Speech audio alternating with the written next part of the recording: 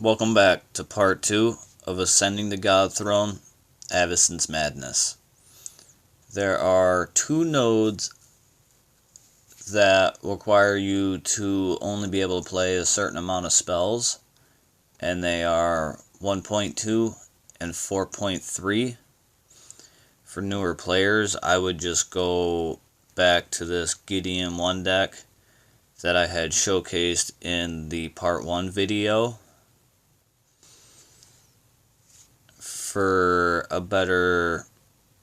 you have a better card selection, I would probably go with something like this with Kiora. We have Drowner of Hope. When this creature enters the battlefield, summon 4 1/1 Eldrazi Scions. When this creature is destroyed, gain mana equal to this creature's power times 3. Whenever a colorless creature enters the battlefield under your control, disable all of your opponent's creatures until the beginning of your turn. Killer Instinct. While this support is on the board, your creatures gain haste. At the beginning of your turn, fetch the first creature from your library and move it to the battlefield under your control. At the end of your turn, lose a creature reinforcement if it can't destroy your first creature. Insidious Will. When your opponent casts a card, destroy the support and the opponent's card is destroyed. Its effects do not trigger. From Beyond. At the beginning of your turn, summon 1 1/1 Eldrazi Scion. When this creature is destroyed, gain mana equal to this creature's power times 3. When this support is destroyed, return the last Eldrazi creature that was destroyed to your hand. Blue Sun's Zenith. Draw X cards where X is this card's stored mana, then give those cards X plus 4 mana. This is just, if you get it in a starting hand, it'll help speed up the match. If you get it later on, then you just want to throw it away. River's Rebuke. Return all creatures and non-land supports your opponent controls to their owner's hands and increase their cost by 2. If there is no room in your opponent's hand, destroy those cards. This is the other spell that we're running, which we try not to cast. But if your opponent gets out of control, we at least have a board wipe, so that way we can get back up on our feet and get the match under control. Storm the Vault. At the end of your turn, if you raided, find 2 treasures. Then if you control 5 or more non-land supports, transform this card. The Vault of Cataclysm. At the beginning of your turn, convert X gems to blue, where X is the number of supports you control times 2. Pact of Negation. When this support is on the board, the next card and any player casts is destroyed and its effects do not trigger. Then this support is destroyed. You do have to be really cautious of this card. Is what I do when I want to cast it. I just shut my entire hand off and then cast it, and then wait for the opponent to play something and then turn them back on. Because for 2 mana, it will take out one of your own cards.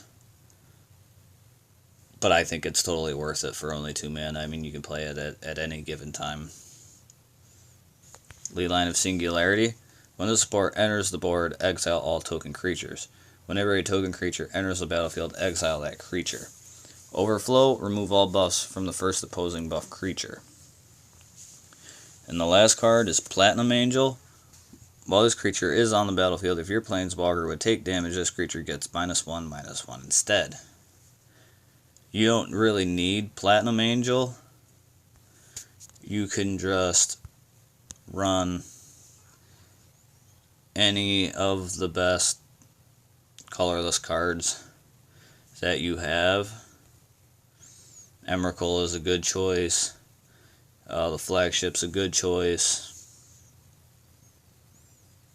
Anything like that which will work on the disabling effect of Drowner of Hope. And another thing, this is a token-driven deck, which we have the Singularity, which removes the tokens, but you will still get the disabling effect from the Drowner of Hope.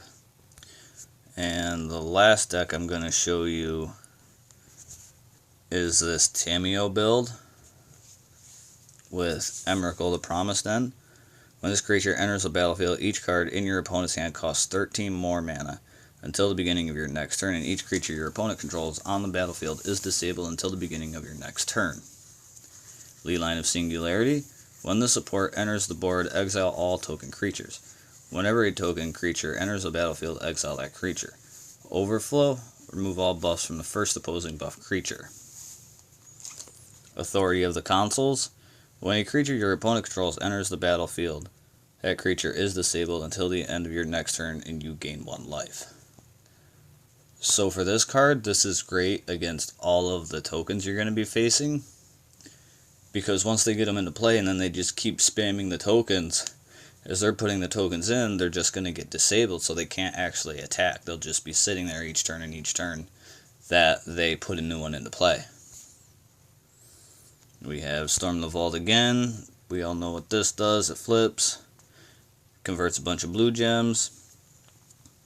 Killer Instinct, same thing. It puts a creature into play with haste. It's just a way to lock down your opponent. Mistcaller.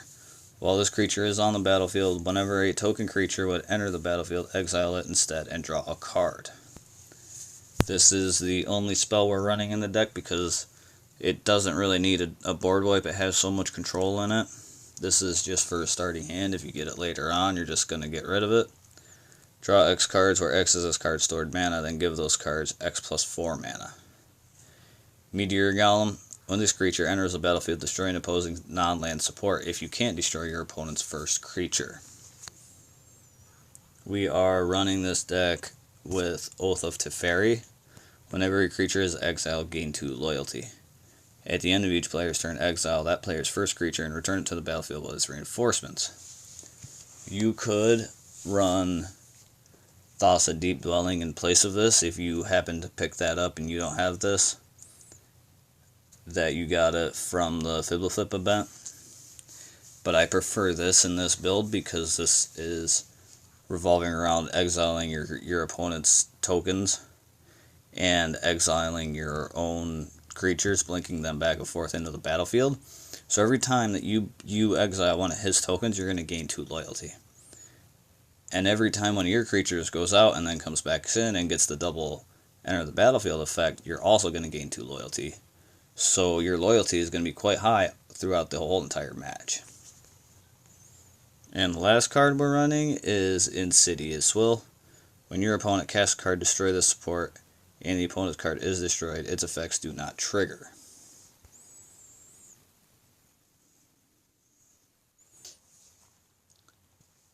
There are 2 objectives that require you to destroy your own creatures, which is 2.2 and 3.2.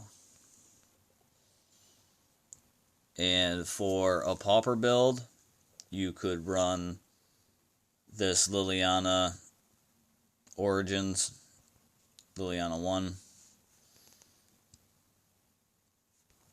Death Sprout. Destroy target creature, then fetch the next land support from your library. It gains full mana.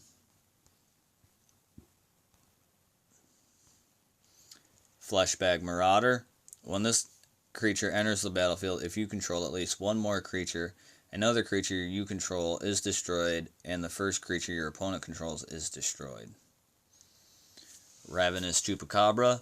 When this creature enters the battlefield, destroy target creature your opponent controls.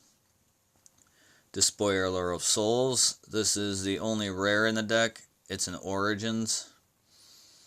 When this creature is destroyed, if you have a card with at least 3 mana, you lose 3 mana, and this creature is returned to the battlefield. So if you keep destroying him, as long as you have mana in your hand, he will keep coming back. There is a Pauper card, if you have it, instead of this guy. I think he's from M19. Reassembling Skeleton. When this creature dies, if there are 8 black gems or more, return it to the battlefield. It's kind of does the same thing, but he's got to have enough black gems to be able to resurrect himself. And Despoiler of Souls is just a little bit better. That's why I went with that, since it was an Origins card.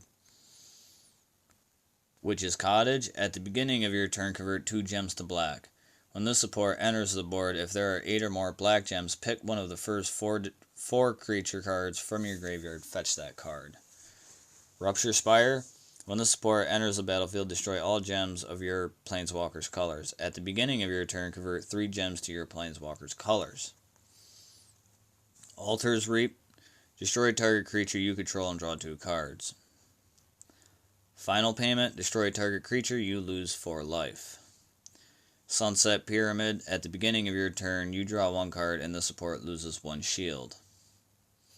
And we have Murder. Destroy target creature. All of these cards you can take out your own, except for the Ravenous Chupacabra. So there's lots of ways to destroy your own creatures and get rid of your opponent's creatures at the same time, letting you fulfill the objectives. And then I have 2 Bolas 1 decks. You can run them with any Bolas that you have. I just prefer the first one.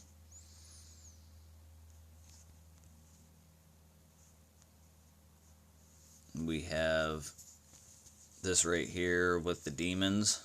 You probably don't even need the showstopper. You could probably run a different creature and then just let Rakdos the Defiler destroy both of your creatures, and then you would hit the objective a lot quicker. So we got Killer Instinct. While the support is on the board, your creatures gain haste. At the beginning of your turn, fetch the first creature from your library and move it to the battlefield under your control. At the end of your turn, lose a creature reinforcement. If it can't, destroy your first creature. This will also count if your creature dies and you don't have a reinforcement. This will also count for that objective. Rakdos the Showstopper. When this creature enters the battlefield, if there are 6 or more red gems, destroy the first opposing creature that is not a demon, devil, or imp. Destroy 6 random gems and repeat this process. Rakdos the Defiler. Whenever this creature attacks, destroy all the non-demon creatures you control. Whenever this creature deals combat damage to your opponent's planeswalker, destroy all the non-demon creatures that player controls. Behold the Beyond. You discard your entire hand. You draw 6 cards. Each card in your hand gains 6 mana. Apex of Power. Exile your hand and draw 6 cards, then gain 4 mana for each card drawn this way. War of Invention. Fetch first support in your library and place it onto the battlefield. This will only fetch your Killer Instinct, which is also a great combo. Just along beside Omniscience. It's just as powerful. Turn to Frog. Target creature is destroyed and is replaced by a 1/1 blue frog creature. To the Slaughter. Target creature is destroyed. Delirium. Your opponent takes 10 damage.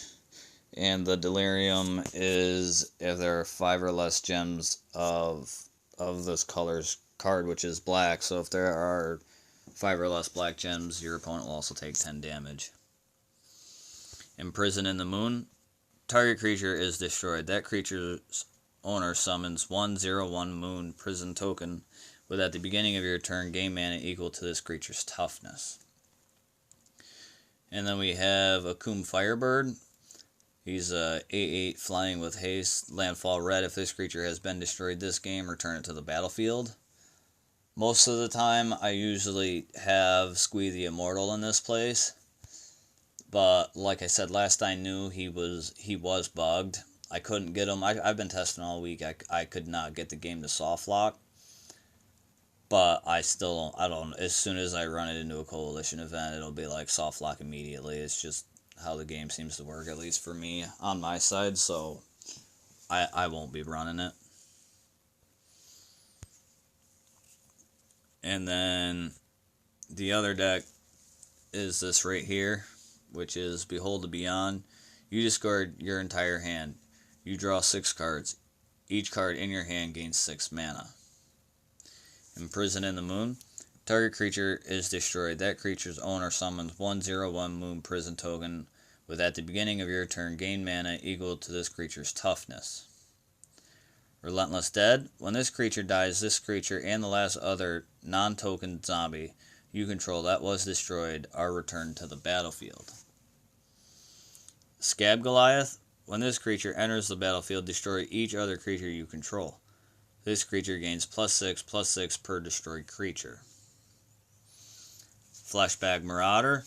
When this creature enters the battlefield, if you control at least one more creature, another creature you control is destroyed, and the first creature your opponent controls is destroyed.